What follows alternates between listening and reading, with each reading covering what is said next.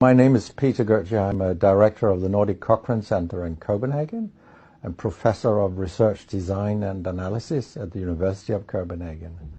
2 years ago, I found out that our prescription drugs are the third leading cause of death after heart disease and cancer. Our drugs kill around 200,000 people in America every year, and half of these people die while they do what their doctors told them. So they die because of the side effects. The other half die because of errors. And it's often the doctors that make the errors, because any drug may come with 20, 30 or 40 warnings, contraindications, precautions, and so on. No doctor in the world knows about all this. So they give patients drugs that they should not have given them, that interact dangerously with other drugs or food items or so on. And then the patients die. That's the other half. So the other thing I found out 2 years ago was that much of what the drug industry does fulfills the criteria for organized crime in US law. And they behave in many ways like the mafia does. They corrupt everyone they can corrupt. They have bought every type of person, even including ministers of health in some countries. So there is a huge amount of corruption. In my country, for example, Denmark, we are regarded as having very little corruption. But yet we have thousands of doctors on industry payroll, although we are just 20,000 doctors. So this is an effective kind of corruption. The drug industry buys the professors first, then chiefs of department, then other chief physicians and so on. They don't buy junior doctors.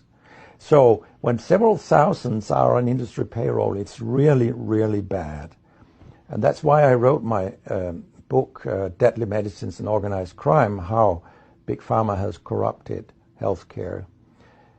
I hope to convince patients not to take so many drugs, because so many die from the drugs they take.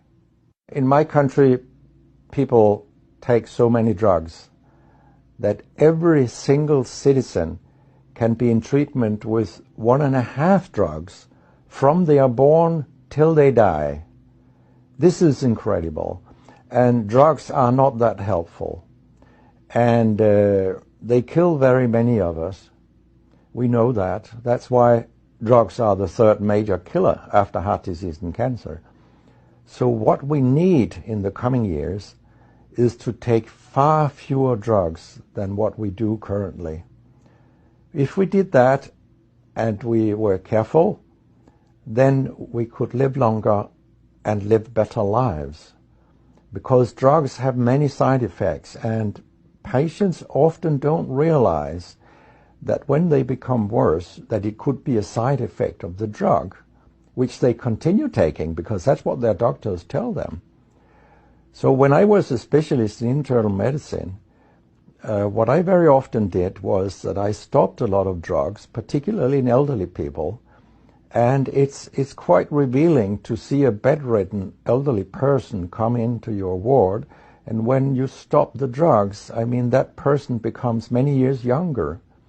And many of these drugs affect the brain, and old people tolerate that very, very badly.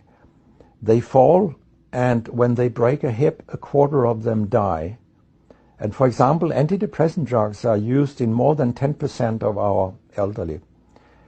And they seem to kill 3% of them every year. I mean, if 100 old people take an antidepressant for 1 year, 3% of them will die because they fall and break their hip. This is a huge death rate. So a lot of other drugs than antidepressants also make people fall and kill them. And they may affect your cognition, your memory, and all these things. And then they interact in ways that we know almost nothing about. Very many elderly, they take more than 5 drugs a day. And we actually don't know how these drugs interact with each other.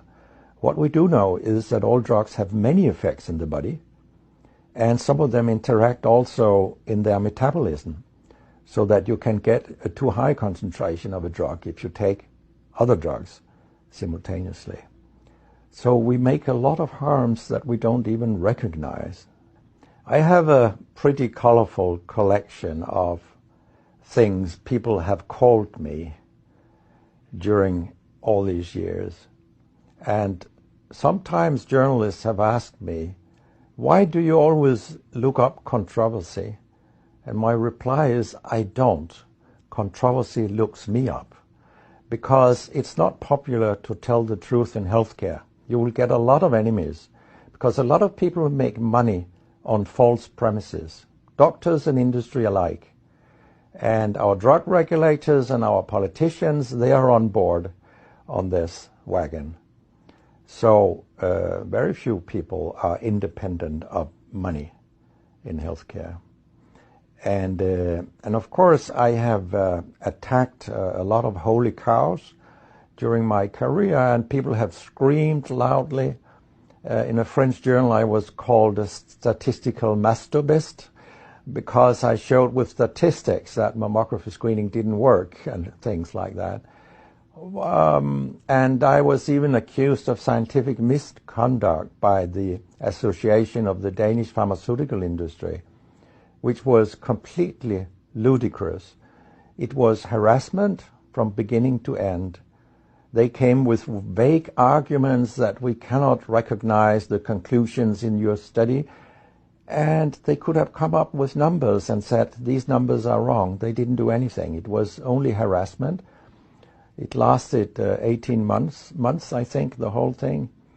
And then when we were acquitted, I made sure that this nasty behavior was described in the British Medical Journal.